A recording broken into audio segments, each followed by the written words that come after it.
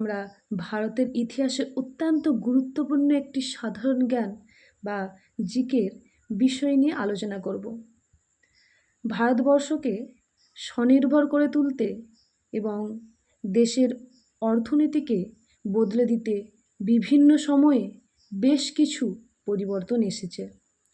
এগুলোকে আমরা বিভিন্ন রঙিন বিপ্লব বলেই চিনি। আজকের ভিডিওতে আমরা সবুজ, শ্বেত, গোলাপি ইত্যাদি বিপ্লবের মতো অত্যন্ত গুরুত্বপূর্ণ বিপ্লবগুলো আসল কারণ, সময়কাল এবং তাদের জনকদের সম্পর্কে বিস্তারিত জানব। যে কোনো সরকারি বা প্রতিযোগিতামূলক পরীক্ষার জন্য আজকের ক্লাসটি ভীষণ গুরুত্বপূর্ণ, তাই একটু স্কিপ না করে ভিডিওটি একদম শেষ পর্যন্ত দেখুন।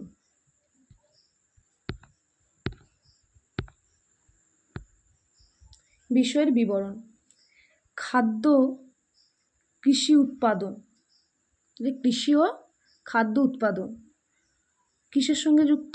সবুজ বিপ্লব, শ্বেত, হলুদ, নীল বিপ্লবের সঙ্গে যুক্ত।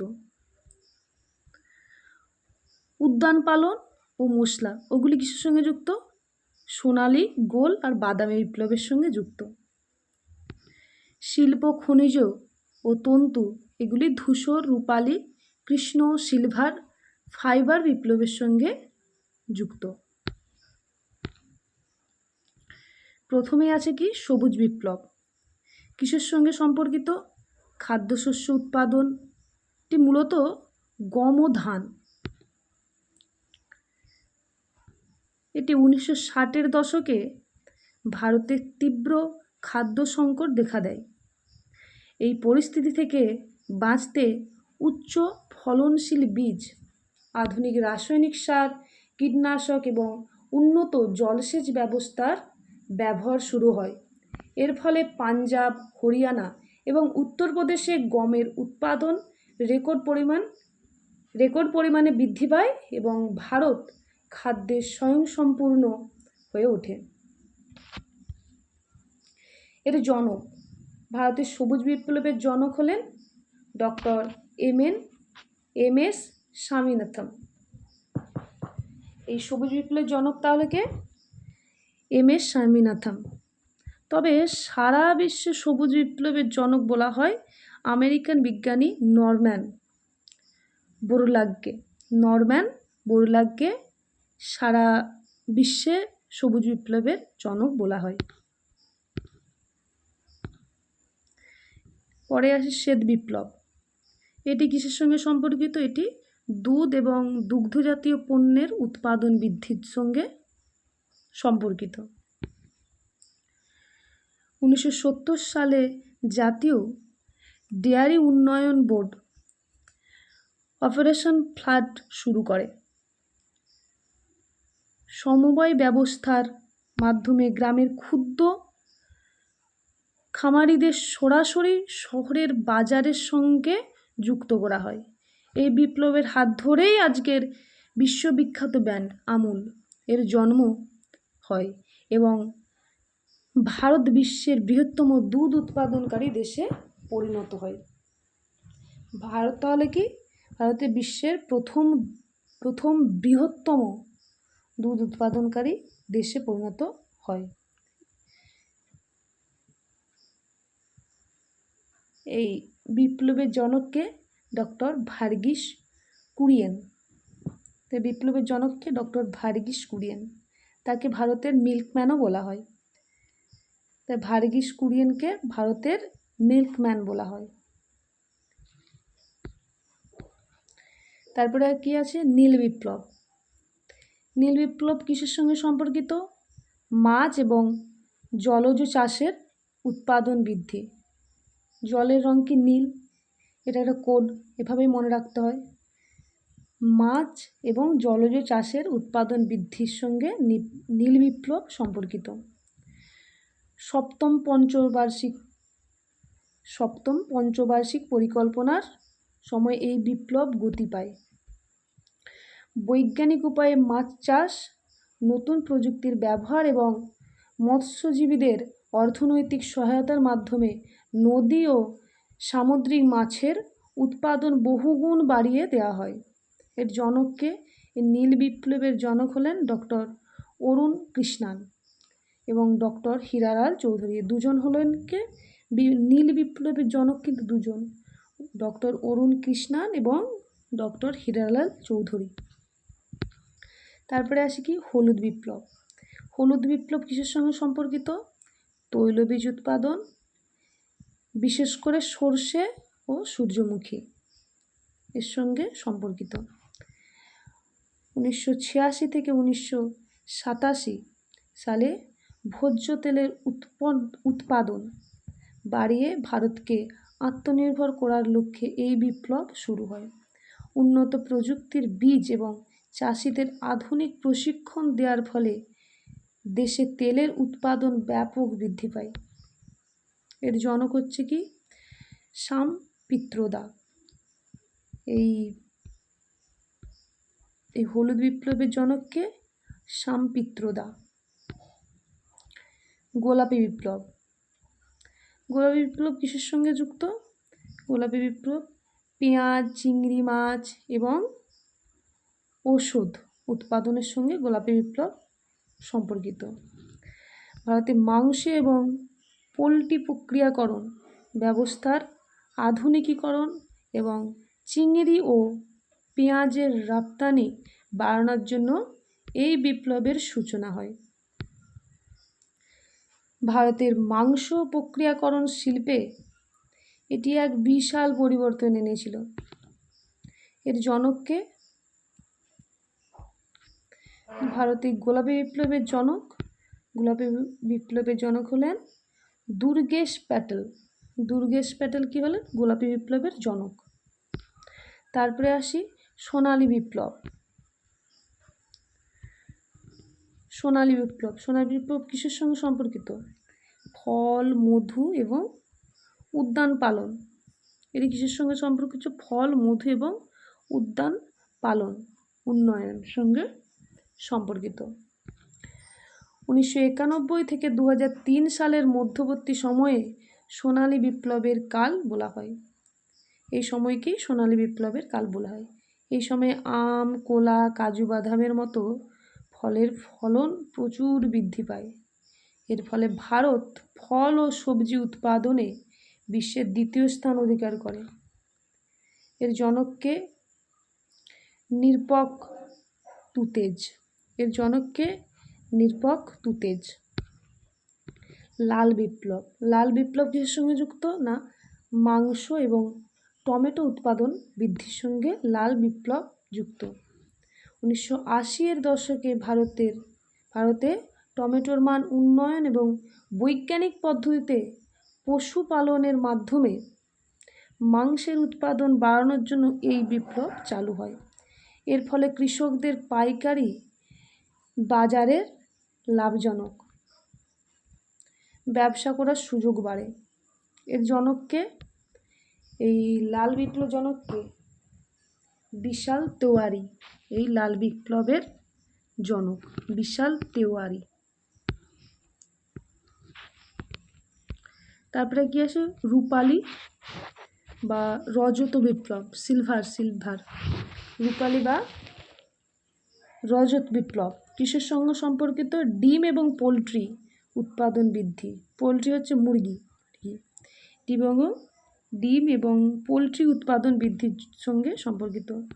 ভারতের ডিমের উৎপাদন বাড়ানোর জন্য উন্নত জাতের মুরগি আমদানি এবং মুরগির খাদ্যে প্রোটিনের মাত্রা বাড়ানো হয়েছিল। মেডিকেল সায়েন্সের সাহায্য নিয়ে পোলট্রি ফার্মিংকে একটি বড় শিল্পে রূপ দেওয়া হয়। এর পেছনে মূল প্রেরণা ছিলেন ভারতের প্রাক্তন প্রধানমন্ত্রী ইন্দিরা গান্ধী। তবে এই বিপ্লবের রূপকার বলা হয়, তবে পোলট্রি শিল্পের আধুনিকীকরণে ডক্টর বি.ভি. রাও এর ভূমিকাও অনস্বীকার্য। গোল বিপ্লব। গোল বিপ্লব কিসের সঙ্গে সম্পর্কিত? আলু উৎপাদন বৃদ্ধির সঙ্গে গোল বিপ্লব সম্পর্কিত। 1965 সাল থেকে 2005 সালের দীর্ঘ সময়কালে ভারতের আলুর উৎপাদন বৃদ্ধিতে এই বিপ্লব আমূল পরিবর্তন আনে। মূলত কেন্দ্রীয় আলু গবেষণা কেন্দ্র এর বিজ্ঞানীদের উন্নত প্রযুক্তির বীজ ও রোগমুক্ত আলু চাষের পদ্ধতির কারণে এটি সম্ভব হয়। আলুর ফলন কয়েক গুণ বেড়ে যাওয়ায় ভারত বিশ্বের অন্যতম শীর্ষ আলু উৎপাদনকারী দেশে পরিণত হয়। এর জনককে এই বিপ্লব নির্দিষ্ট কোনো একক জনক নেই, তবে এর পুরো কৃতিত্ব কেন্দ্রীয় আলু গবেষণা কেন্দ্র এবং ভারতীয় কৃষি বৈজ্ঞানিকদের যৌথ গবেষণার। কৃষ্ণ বা কালো বিপ্লব এটি কিসের সঙ্গে সম্পর্কিত? এটি খনিজ তেল বা পেট্রোলিয়াম উৎপাদনের সঙ্গে সম্পর্কিত। ভারত অপরিশোধিত খনিজ তেলের জন্য বরাবরই আমদানির উপর নির্ভরশীল ছিল। এই নির্ভরশীলতা কমাতে এবং দেশে পেট্রোলিয়াম উৎপাদন বাড়াতে সরকার এই পদক্ষেপ নেয়। এর অধীনে পেট্রোলের সঙ্গে ইথানল মিশ্রণ এবং জৈব ডিজেল তৈরির ওপর জোর দেওয়া হয়, যা বায়োফুয়েল বা পরিবেশ বান্ধব জ্বালানি উৎপাদনে বড় ভূমিকা রেখেছে। জনক এটি সম্পূর্ণ সরকারি নীতি এবং রাষ্ট্রায়ত্ত তেল সংস্থাগুলির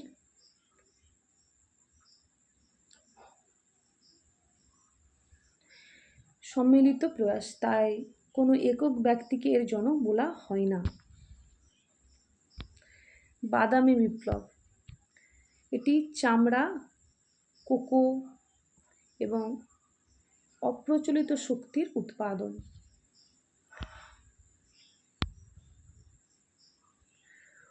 উপজাতি ও অনগ্রসর এলাকার মানুষের অর্থনৈতিক উন্নয়নের লক্ষ্যে এবং কোকো বা কফির মতো অপ্রচলিত ফসলের বাজার ধরতে এই বিপ্লব শুরু হয়। আর এর আরেকটি বড় দিক হলো জৈব চাষ। এই বিপ্লবের আরেকটি বড় দিক হলো কি? জৈব চাষ এবং মাটির উর্বরতা বৃদ্ধি করা, যাতে পরিবেশের ক্ষতি না করে উৎপাদন বাড়ানো যায়। এর জনককে হীরালাল চৌধুরীর নামে উল্লেখযোগ্য। ধূসর বিপ্লব এটি রাসায়নিক সার উৎপাদন বৃদ্ধির সঙ্গে সম্পর্কিত। সবুজ বিপ্লবের সাফল্যের পেছনে অন্যতম প্রধান চাবিকাঠি ছিল রাসায়নিক সারের সঠিক ব্যবহার। 1960 এবং 70-এর দশকে ভারতে সারের অভ্যন্তরীণ উৎপাদন বৃদ্ধি করতে এবং বিদেশি আমদানি কমাতে এই ধূসর বিপ্লবের সূচনা হয়। এর ফলে ভারতের কৃষকরা সস্তায় ও সহজেই সার পাওয়ার সুবিধা পান। এর জনক হচ্ছে কি?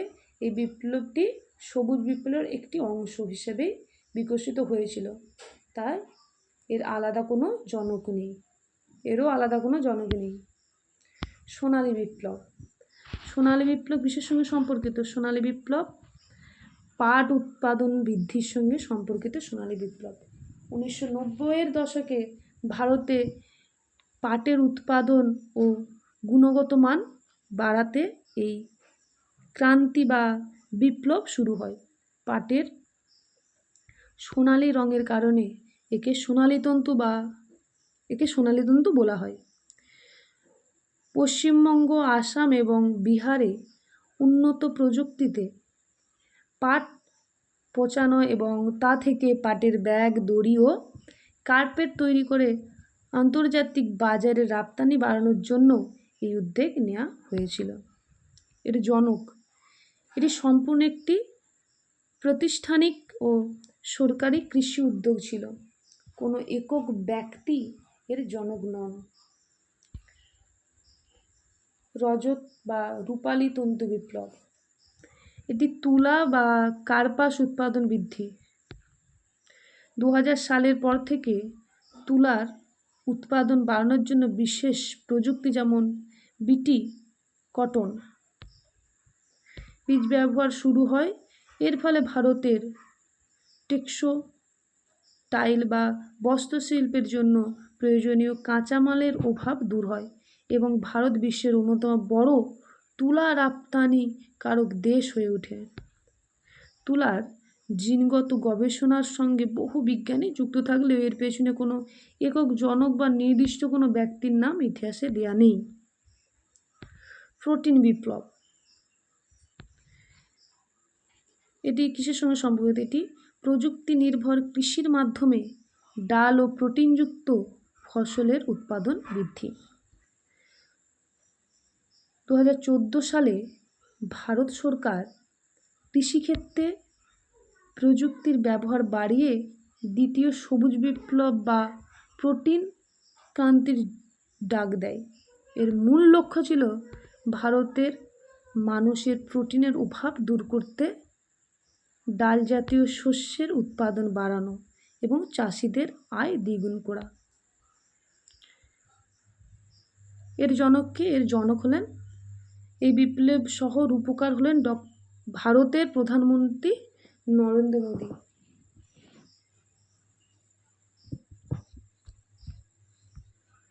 ভারতের প্রধানমন্ত্রীকে নরেন্দ্র মোদী হচ্ছে এই বিপ্লবের জনক। তো বন্ধুরা, এই ছিল ভারতের প্রধান কয়েকটি অর্থনৈতিক বিপ্লব নিয়ে আজকের আলোচনা। আশা করি ক্লাসটি আপনাদের ভালো লেগেছে। আজকের ক্লাসটি ভালো লাগলে একটি লাইক দিন, বন্ধুদের সাথে শেয়ার করুন এবং আমাদের চ্যানেল বাংলা একাডেমি অনলাইনকে সাবস্ক্রাইব করে পাশে থাকা বেল আইকনটি প্রেস করে রাখুন। দেখা হচ্ছে আগামী ক্লাসে। সবাই ভালো থাকুন, সুস্থ থাকুন।